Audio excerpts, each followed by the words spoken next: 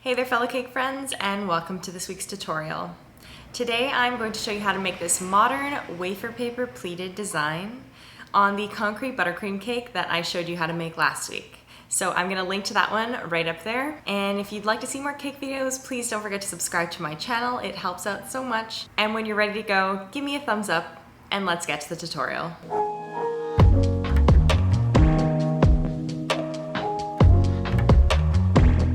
I'll start off by showing you the different pleated shapes that we're going to make, which I will later show you how to assemble once they're completed.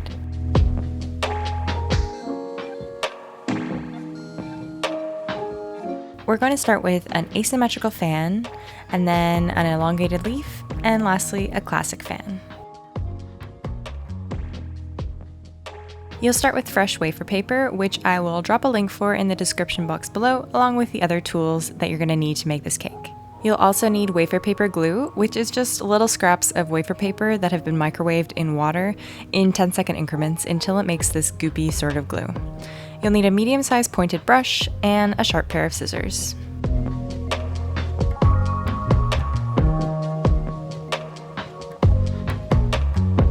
We'll start with the asymmetrical fan.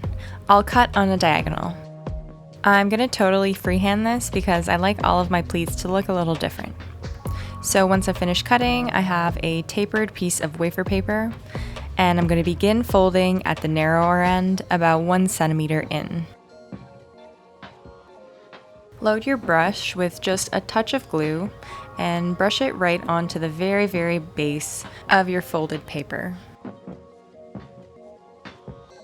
Press down firmly just for a second, and then it should be attached, and then flip your paper over and continue folding it just like you would any regular fan. When you're folding, you want to add a lot of pressure at the base so it has a crisp fold, then just gently press the top so it stays a little bit more open. This also prevents too many cracks at the top edges, which can happen, and I will show you how to repair those later in this video.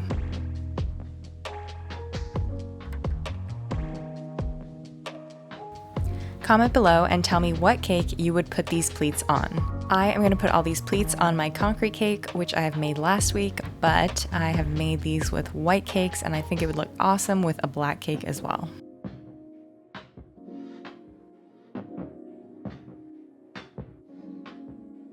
So just keep flipping your paper and folding it until you have just over 1 fold left. At this point, I'm going to fold my paper on a diagonal towards the tip. Gently crease it so that you can make sure that the fold is going to be on the right line, and then you can go ahead and give it a firm press to fold it completely.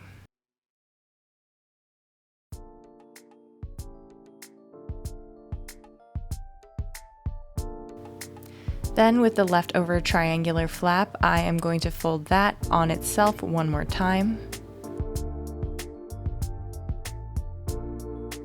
And give that a really nice firm press as well.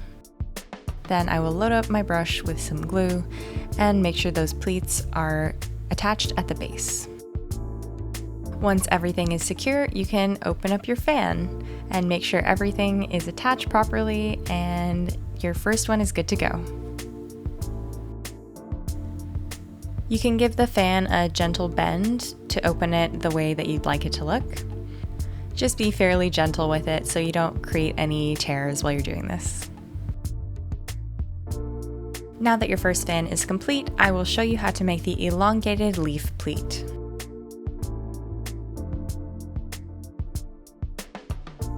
For the elongated leaf, we're going to use the same sheet of paper and just cut straight up so that you're left with a tapered piece of paper once again, almost identical to the first one. Next, we'll be cutting that into an almond shape, like an oval with a point at the narrower ends. Again, just freehand this. You can, of course, make yourself a template if you don't feel comfortable cutting freehand, but it doesn't have to be perfect, and save those scraps for smaller projects or for your wafer paper glue. To make the elongated leaf, you'll make the bottom of all of your folds converge at one end. I'm just showing you here with my hand the direction that you want all the folds to go in. Start with a small fold on one side And gently crease just as we did with the last shape, and then when you're confident you have a good line, you can add a good pressure at the base and a little bit less on what will be the top or open end. Flip your paper and fold again with the base of the pleat at the bottom tip of your leaf. Flip and fold again, following the same line. And then when you get to the center, you want to make sure you crease your leaf right down the middle from the base to the tip. Then continue folding on the other side to mirror what you did on the first side.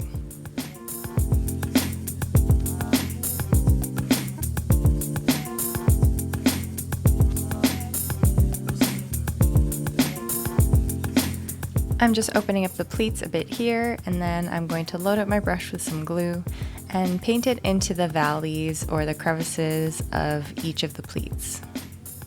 They should stick together almost immediately, and don't add too much glue, otherwise your paper is going to start to get soggy and it also could get wrinkled or begin to dissolve. Just make sure all of your pleats are stuck firmly on both sides. I love this leaf shape to add movement, especially at the bottom half of my pleated designs.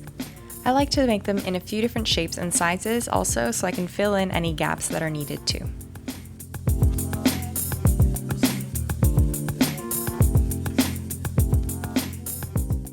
Next, we'll make a classic fan shape.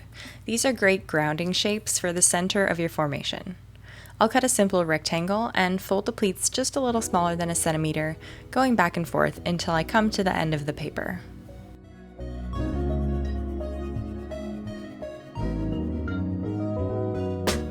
I like to open it up a bit so the creases aren't too crunched together.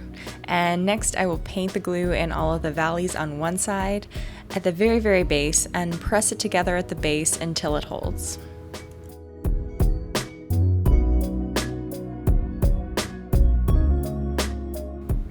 I'm going to flip it over after this, and I'm going to do the same thing on the other side in any spots that aren't holding together well.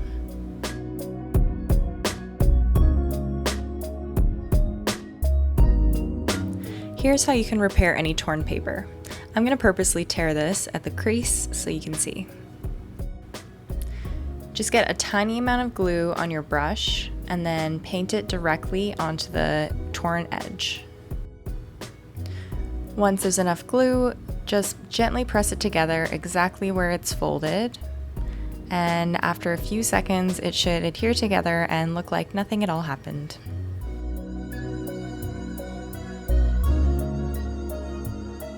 Before we assemble it onto the cake, I will show you a few other shapes that I made. Feel free to experiment and cut any shape that you'd like and pleat to your heart's content to make interesting shapes to add to your cake.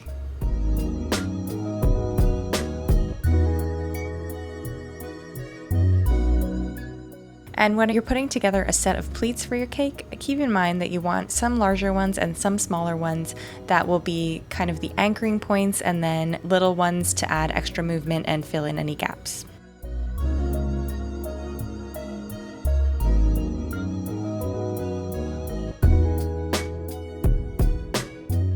Now I'll make a plan for how to arrange my pleats onto the cake.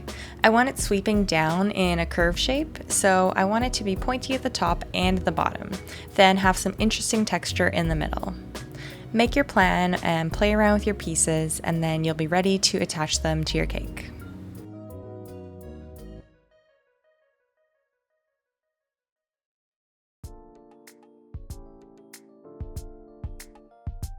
I'm starting with two pointy fans at the top, and sorry you can't see them fully, but you'll get a full view of the rest of the cake this way. And it's pretty easy to just press these right into the chilled buttercream, and they stay there no problem. So this is the shape I'm going for on the cake, and I want one of my elongated leaves at the base to build out the shape. So I have some of my gray concrete buttercream that I'm just smearing onto the point that I think it's going to be attaching to the cake. And I will just press that on as soon as I've found the spot that I like.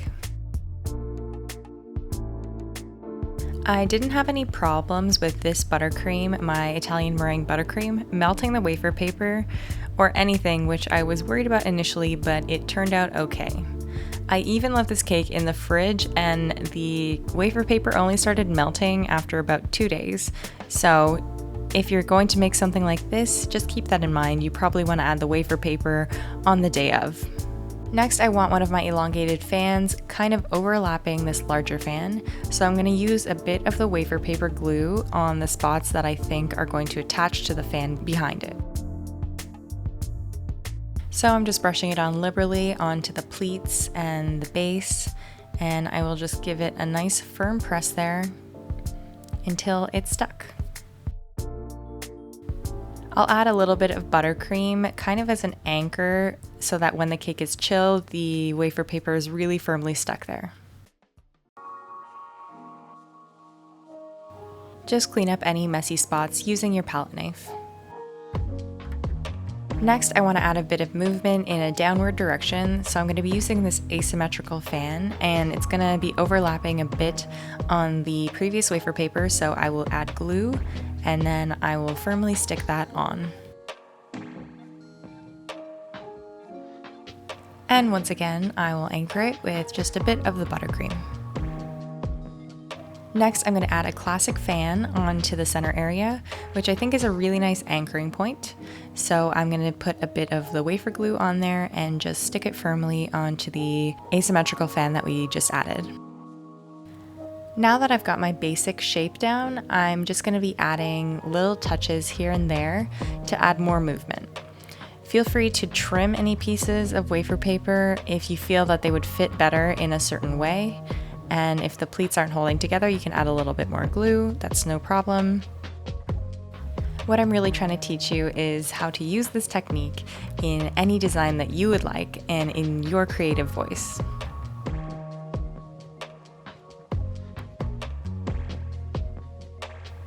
So now I'm just adding some small fans into the center area, which again will just anchor it and make the design feel more grounded on the cake.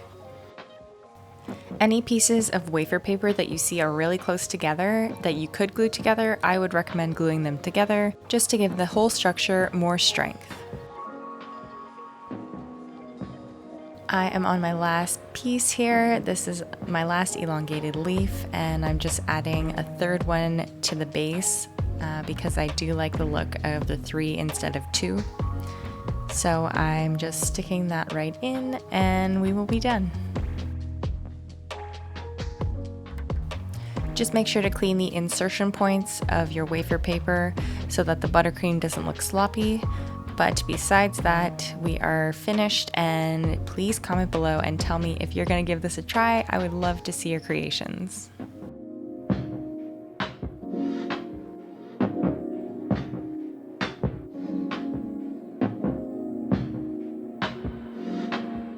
Thank you so much for watching. I really hope you enjoyed this video.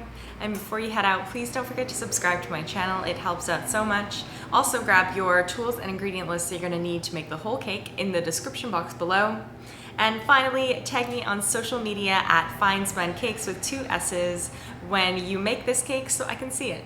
Thanks, and I will see you next time.